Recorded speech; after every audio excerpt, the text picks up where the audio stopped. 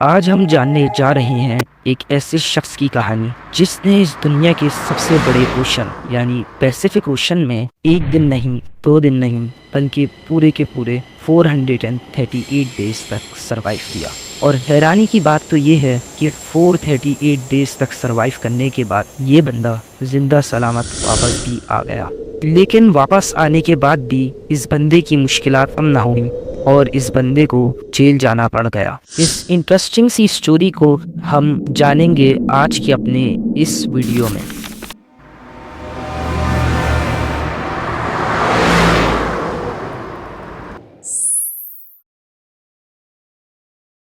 17 نومبر 2012 یہ وہ دن تھا جس دن دو مچھیرے جوس سلواڈور ایلورینگا اور اس کا دوست ایزیکوئل کورڈوبا مچھلیاں پکڑنے کے لیے میکسیکو کے پاس سمندر میں نکل جاتے ہیں۔ ان کا پلان تھا کہ سمندر میں صرف 30 گھنٹے گزاریں گے۔ ابھی ان کو ساحل سے نکلے کچھ دیر ہی ہوئی تھی کہ سمندر میں خوفناک طوفان آ گیا۔ یہ اس وقت 125 کلومیٹر دور تھے اور انہوں نے اپنی بوٹ کو ساحل کی طرف واپس موڑ دیا۔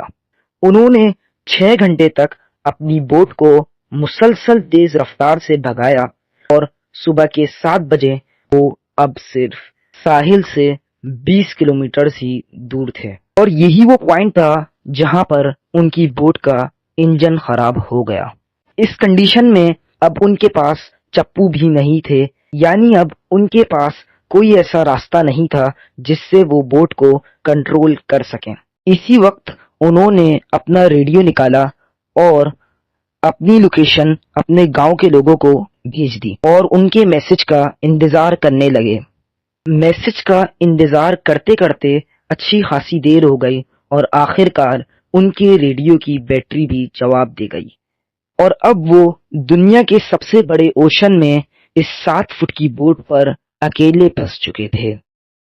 اور اس پوائنٹ پہ سمندر کی تیز ہواؤں نے ان کو واپس سمندر کی طرف دھکیلنا شروع کر دیا، اور اب تک جو ساحل ان کو نظر آ رہا تھا وہ آہستہ آہستہ ان کی نظروں سے دور ہونا شروع ہو گیا۔ ان کو تلاش کرنے کے لیے پیسیفک اوشن میں ایک سرچ آپریشن بھی کیا گیا، لیکن کوئی فائدہ نہ ہوا۔ کئی دنوں کے سرچ آپریشن کے بعد بھی جب جوز اور اس کے ساتھی کی کوئی خبر نہ ملی تو یہ سرچ آپریشن بھی بند کر دیا گیا اور ان دونوں کو مرا ہوا ڈکلیئر کر دیا گیا۔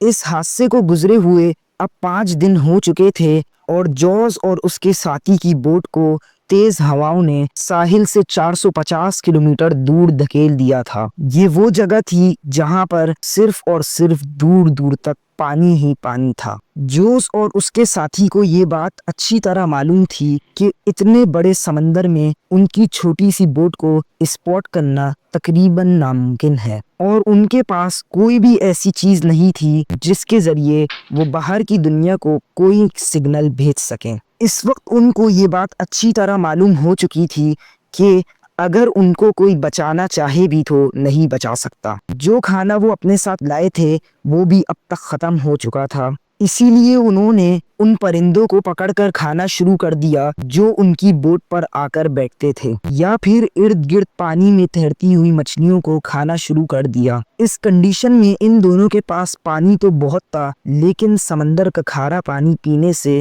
انسان کی جلد ہی موت واقع ہو جاتی ہے۔ اسی کے چلتے انہوں نے بارش کا پانی سمندر میں تیرتی ہوئی بوٹلز میں اکٹھا کیا اور پینا شروع کر دیا، اور جب بارش نہیں ہوا کرتی تو وہ مچھلیوں کا خون پیا کرتے تھے اپنی پیاس بجھانے کے لیے۔ ان لوگوں نے اتنی بدترین کنڈیشنز میں بھی 4 مہینے تک سروائیو کیا، اور آخر کار جوس کا ساتھی یہ سب برداشت نہ کر سکا اور 4 مہینے کے بعد اس نے سوسائیڈ کر لی، اور اب اس چھوٹی سی بوٹ پر جوس کے علاوہ کوئی نہیں بچا تھا۔ جوس اس وقت پیسیفک اوشن کے اس حصے میں تھا جہاں پر دور دور تک کوئی خشک حصہ نہیں تھا، اور حیرانی کی بات تو یہ ہے کہ ادھر سے شپس بھی بہت ہی کم گزرا کرتے تھے۔ میکسیکو کے ساحل کو چھوڑے اب جوز کو 6 مہینے ہو چکے تھے اور اس دوران جوز نے اپنی زندگی کے سب سے بدترین دن گزارے۔ ایک دن جوز کو سمندر میں دور سے